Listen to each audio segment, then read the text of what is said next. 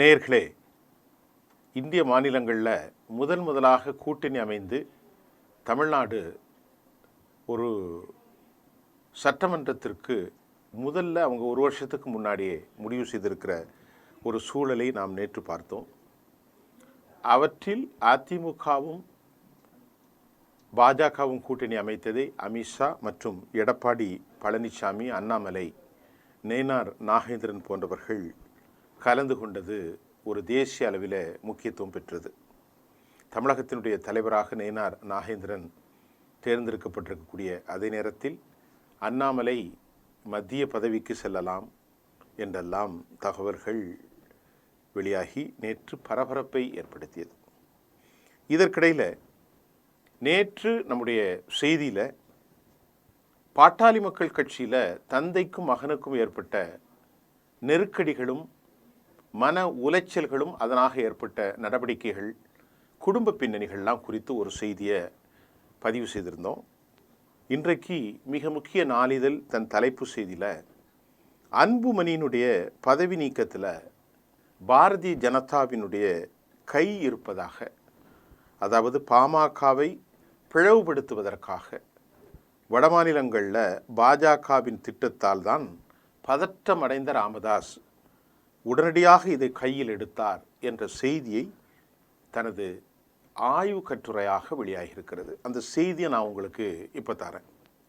பாட்டாளி மக்கள் கட்சியை பிளவுபடுத்துவதற்கு பாஜக இந்த திட்டத்தால் அமித்ஷாவினுடைய கூட்டணி மிரட்டலுக்கு செக்கு வைக்கும் வகையில்தான் ராமதாஸ் இந்த அதிகாரத்தை கையில் எடுத்தார் என்ற அந்த செய்தி சொன்னாலும் அதுக்கு என்ன லாபம் பாரதிய ஜனதாவுக்கு என்று நாம் பார்க்கிறோம்.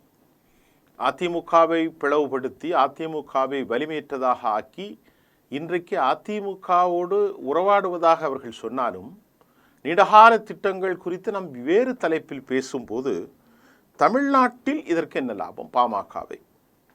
அந்த செய்தி மீண்டும் சொல்கிறது, தமிழ்நாட்டில் மாநில கட்சிகளை உடைத்தும் களைத்தும் எப்படியாவது காலூன்ற துடிக்கும் பாரதிய ஜனதா ஒவ்வொரு முயற்சியும் தோல்வியில்தான் முடிந்தது. குறிப்பாக 2026 சட்டமன்ற பொதுத் தேர்தலில் தனது தலைமையில் அதிமுகவை உள்ளிட்ட பிரதான கட்சிகளை உள்ளடக்கிய ஒரு மெகா கூட்டணிக்கு அச்சாரம் போட்டு அதையும் நிலைநிறுத்தி விட்டார்கள். இதற்கு தமிழ்நாட்டு பாஜகவின் தலைவர்கள் உள்ளிட்ட மாற்றங்களையும் கொண்டு வர அக்கட்சி முடிவு செஞ்சு அதை கொண்டு வந்தாச்சு. அவ்வளோதான். கடந்த மக்களவைத் தேர்தலில் பாரதிய ஜனதா தலைமையில் போட்டியிட்ட பாட்டாளி மக்கள் கட்சி மற்றும் அதன் கூட்டணி கட்சிகள் ஒரு இடத்துல கூட தமிழ்நாட்டில் வெற்றி பெறலை. பல இடங்களில் டெபாசிட்டை பறிகொடுத்தார்கள். இதனால் சட்டமன்ற தேர்தலில் பாஜக கூட்டணிக்கு முழுக்கு போட தமிழ்நாட்டில் உள்ள அதிமுக மற்ற கட்சிகள்லாம் செயல் திட்டத்தை வைத்த போது வழக்கமாக தன் கையில் இருக்கும் ரத கஜ துரஜாதிபதிகள் அமலாக்கத்துறையிலிருந்து அனைத்தையும் ஏவி விட்டு அவர்கள் கதையை கொண்டு வந்தாங்க அப்படிங்கிறத அந்த நாளேடு சுட்டி காட்டுகிறது.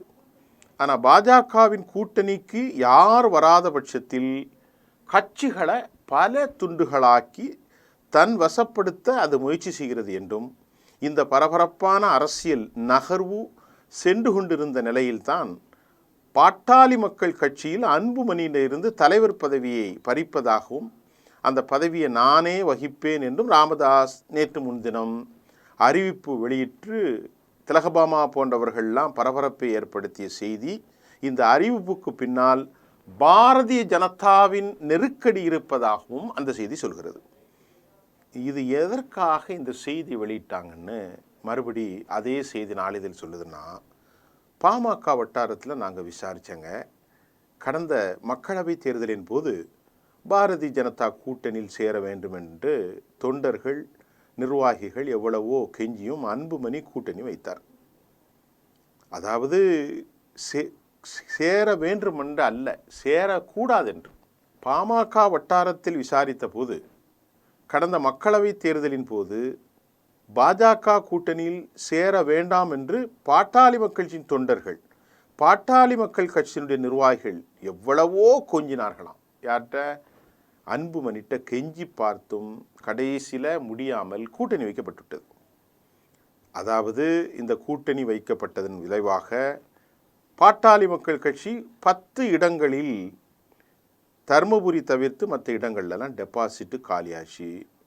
மீண்டும் ஆட்சிக்கு வந்தால் பாரதிய ஜனதா கூட்டணி ஒப்பந்தத்தின்படி அன்புமணிக்கு அமைச்சரவையில் இடம் தரவில்லை. அதை நாம் நேற்று சொன்னோம். எல்லாம் மதிக்க மாட்டாங்க, உங்களெல்லாம் ஒரு பொருட்டாகவே அவர்கள் எடுத்துக்கொள்ள மாட்டார்கள் என்று சொன்னது. அதற்கு பதிலாக சாதாரண ரயில்வே வாரியத்தில் ஆலோசனை குழு உறுப்பினராக பதவி அளிக்கப்பட்டது அன்புமணிக்கு. பரவாயில்லையே, நல்ல பதவி கொடுத்துருக்குறாங்க. இதனால் பாமக கடும் அதிருப்திக்கு உள்ளானது. அப்போது நிறுவனர் ராமதாஸ் தனது எக்ஸ்தல பதிவில் பழையன கழிதலும் புதியன புகுதலும் வலுவலை கால வகையினாலோ என்று பாஜகவில் இருந்து விலகுவது போல் ஒரு பதிவை அவர் சூசகமாக பதிவிட்டிருந்தார். மேலும் டாக்டர் அன்புமணியை பாஜக வழக்கொன்றை சுட்டி காட்டி கூட்டணிக்கு அடிபணிய வைத்ததாகவும் கூறப்பட்டது. அவருக்கு மேலே அவங்க ரொம்ப முக்கியமாக வைப்பாங்க. அவங்க என்னைக்கு எப்போ மாட்ட போகிறாங்கங்கிறது இப்போ சொல்ல முடியாது. ஆனால் இதற்கு சில காலங்களாக அன்புமணியை உன் மேலே கேஸ் இருக்குது அப்படின்ட்டு நாம் ஏற்கனவே சொன்னோம். பீட்டர்ஸ் ரோட்டை போன கார் டக்குன்னு டி நகருக்கு கமலயம் திரும்பியது ஏன் என்று நேற்று நாம் வெளியிட்டிருந்தோம். இன்றைக்கு அன்புமணியை பாஜக வழக்கொன்றை காட்டி கூட்டணிக்கு அடிப்படை வைத்ததாகவும் கூறப்பட்டது. இதுதான் அந்த வழக்கு. ஆனால் மக்களவைத் தேர்தலில் எதிர்பார்த்த வரவேற்பு கிடைக்கவில்லை. தொடர்ந்து கட்சி தலைவர் பதவியிலும் அன்புமணி சிறப்பாக செயல்படவில்லை. கூட்டணி முடிவையும் சரியாக எடுக்கவில்லை என்றும் அவர் மீது ராமதாஸுக்கு பெரிய மனச்சங்கடம் இருந்துச்சான். நம்ம பையன் நம்மளை மாதிரி இல்லையேன்னு. அதன்படி தான் கடந்த ஆண்டு ஈசிஆரில் நடந்த புத்தாண்டு கூட்டத்தில் இளைஞர் சங்க தலைவர் பதவியில் தனது பேரன் முகுந்தன் பரசுராமனை ராமதாஸ் நியமித்த போதுதான் தந்தை மகனிடையே மோதல் உலகத்திற்கு வெளியே வந்தது, வெடிச்சு சிதறியது மேடையில். அது மட்டுமல்லாமல் இஸ்லாமியர்களுக்கு எதிராக ஒன்றிய அரசு கொண்டு வந்த வக்பு திருத்த சட்டத்திற்கு எதிரான தீர்மானத்தில் அன்புமணி கலந்து கொண்டு தன்னுடைய எதிர்ப்புகளை தெரிவிக்காததால் இது குறித்த தைலாபுரம் தோட்டத்தில் செய்தியாளர்கள் கேட்டபோது ராமதாஸ் பதில் கூற முடியாமல் தனைவு குனிவும் ஏற்பட்டதாம். இது அன்புமணிக்கு மேலும் அதிருப்தியை அன்புமணி மீது ராமதாஸுக்கு ஏற்படுத்தியதாக கூறப்படுகிறது. எல்லாவற்றுக்கும் மேலாக வரும் சட்டமன்ற தேர்தலுக்கு தமிழகத்திற்கு அமித்ஷா வருகையின் போது பாஜகவுடனான கூட்டணி முடிவை அன்புமணி எடுத்து விடுவாரோ என்றுதான் முழு அதிகாரத்தையும் கையில் எடுக்க ராமதாஸ் தலைவர் பதவியை அவசரமாக அமித்ஷாவினுடைய வருகைக்கு முன்னதாகவே பறித்து தன் வசப்படுத்தியதாகவும் செய்தியை அந்த நாளிதழ் வெளியிடுகிறது. சமீப காலமாக பாட்டாளி மக்கள் கட்சியுடைய நிறுவன தலைவர் ராமதாஸும் ஒன்றிய அரசுக்கு எதிராக தமிழக அரசு மேற்கொண்டு வரும் நடவடிக்கைக்கு பாராட்டுகளை தெரிவித்து வருகிறார். உச்சநீதிமன்றத்தினுடைய தீர்ப்பு, வக்பு சட்டத்திற்கு எதிராக தீர்மானம் உள்ளிட்டவைகளையும் பாராட்டியும் ஆளுநர் குறித்த விமர்சனையும் அவர் உடனடியாக வைத்துக் கொண்டிருக்கிறார். அதாவது திமுகவுக்கு ஆதரவாக பாமக. இதனால் பாமகவின் நிறுவனர் ராமதாஸ் பாஜகவுடன் கூட்டணி சேர்வதில்லை என்பதில் உறுதியாக இருப்பதாகவும், டாக்டர் அன்புமணி இந்த அவசர முடிவை எடுத்து விடுவாரோ என்ற அச்சத்தில்தான் அவரது தலைவர் பதவி பறிக்கப்பட்டதாகவும் மீண்டும் அந்த தகவல்களை உறுதி செய்திருக்கிறது இந்த பத்திரிகை.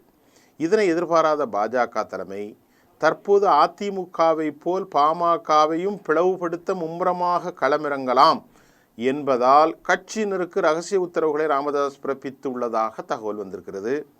விரைவில் நல்ல செய்தி என்கின்றார் ஜி.கே. மணி. அவர் என்ன சொல்கிறாருன்னா, இது ஒரு பக்கம். அடுத்த செய்தி என்னென்னா, 2 பேருக்குள்ள பிரச்சனை ஆயிருக்கு. அதனால் பாமகவின் கௌரவ தலைவர் ஜி.கே. மணி நேற்று வந்திருக்கிறார் தைலாபுரத்துக்கு. 45 வருடங்களாக நான் ராமதாஸோடு இருக்கிறேன். என்னுடைய ஆசை எதிர்பார்ப்பு எல்லாம் அன்புமணி ஐயாவும் 2 பெரிய ஐயாவும் சின்ன ஐயாவும் ஒற்றுமையாக இருக்க செயல்பட வேண்டும், கட்சியை பலப்படுத்த வேண்டும் என்பதுதான் என் நோக்கம். தேர்தல் நெருங்கி வரும் காலத்தில் ஒற்றுமையாக செயல்பட்டு தேர்தலில் மிகப்பெரிய வெற்றியை தர வேண்டும் என்பதுதான் என்னுடைய முழுமையான நோக்கம். அது சம்பந்தமாகத்தான் பேசுவதற்கு வந்திருக்கிறேன். மீதி கேள்விகளுக்கு நான் அப்புறம் சொல்கிறேன்ட்டார். ராமதாஸோடு 2 மணி நேரத்திற்கு மேலான சந்திப்பை தொடர்ந்த திரு ஜி.கே. மணி வெளியே வந்தார். என்ன சொன்னார்? என்ன சொன்னீங்க ஐயாவை பார்த்தீங்களா? நான் சொன்னதையெல்லாம் கேட்டுக்கொண்டார் ஐயா. உள்ளே பேசியதெல்லாம் இங்கே சொல்ல முடியாதுப்பா. இது கட்சியினுடைய உள்கட்சி பிரச்சனை.